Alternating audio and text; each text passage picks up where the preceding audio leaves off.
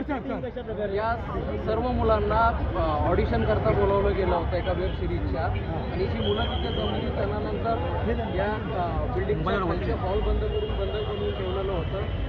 आणि इनिशियली मग आमच्या ऑफिसरनी त्याच्याशी निगोशिएशन एकीकडे चालू होतं, दुसरीकडे लहान मुलंही होती, त्यांचाही जीव वाचवणं महत्त्वाचं होतं.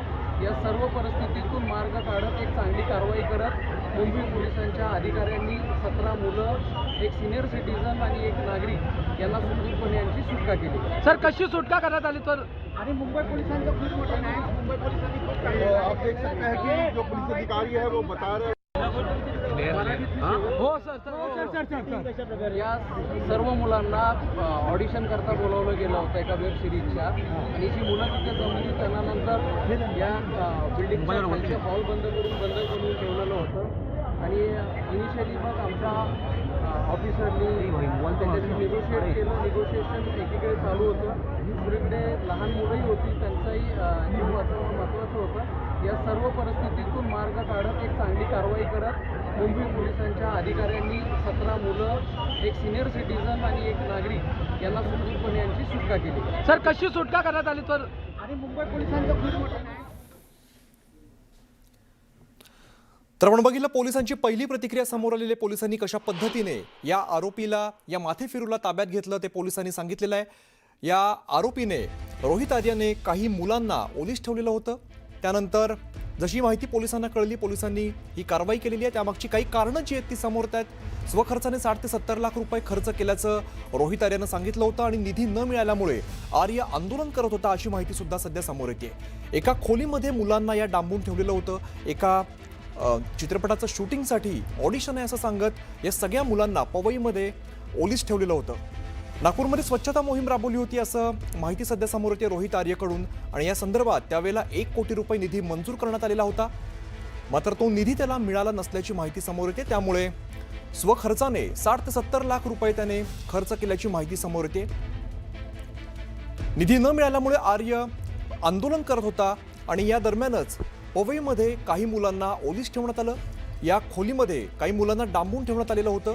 आपण एकीकडे जी दृश्य बघतो तो आरोपी रोहित आर्य आहे. त्याने व्हिडिओच्या माध्यमातून ही माहिती समोर आणलेली होती, माहिती दिलेली होती, आणि यानंतर पोलिसांनी लगेचच कारवाई केलेली आहे. काही लहान मुलं आणि एक वृद्ध सुद्धा सोबत असल्याचं पोलिसांकडून सध्या माहिती येते. या सगळ्यांचा रेस्क्यू करण्यात आलेला आहे.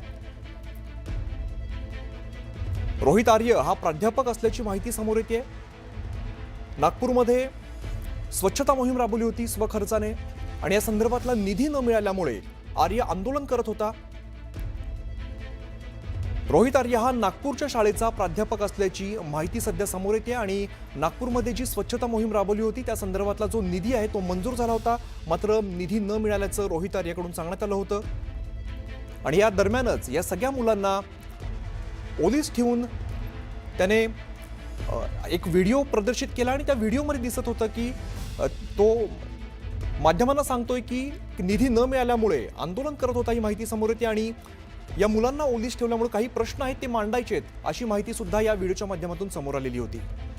एका खोलीमध्ये मुलांना डांबून ठेवण्यात आलेलं होतं. आपण सध्याची 2 दृश्य बघतो. एकीकडे रोहित आर्य आपल्याला व्हिडिओमध्ये दिसतो, तर दुसरीकडे ज्या स्टुडिओमध्ये ही सगळी घटना घडलेली आहे त्या मुलांना ओलीस ठेवलेला आहे तो व्हिडिओ सध्या आपल्याला बघायला मिळतोय. रोहित आर्य नेमकं कोण आहे आपण बघूया. रोहित आर्य हा एका शाळेमध्ये प्राध्यापक आहे नागपूरच्या. त्याने स्वखर्चाने 60 ते 70 लाख रुपये खर्च केलेला होता, आणि हा निधी न मिळाल्यामुळे रोहित आर्य हा आंदोलन करत होता.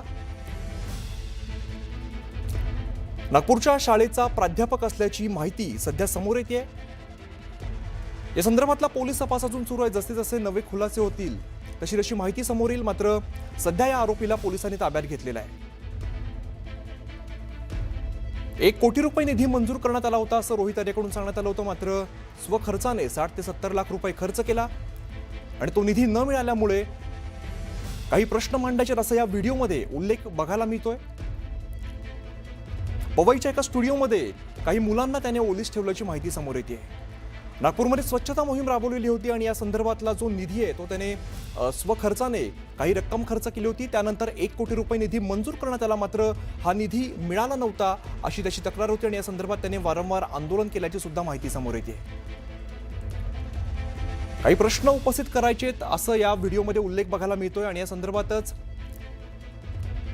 काही मुलांना ओलीस ठेवण्यात आलेलं होतं. दरम्यान या सगळ्यामध्ये पोलिसांनी लगेच कारवाई केलेली आहे. या सगळ्या मुलांना सुखरूप सोडवलेलं आहे आणि या आरोपीला लगेचच पोलिसांनी अटक केलेली आहे. सध्याचे आपण दृश्य बघतो त्या स्टुडिओची दृश्य आहेत ज्यामध्ये शूटिंग सुरू असं सांगत ऑडिशनसाठी मुलांना बोलवण्यात आलं होतं आणि त्यानंतर या स्टुडिओमध्ये या सगळ्या मुलांना डांबून ठेवण्यात आलेलं होतं.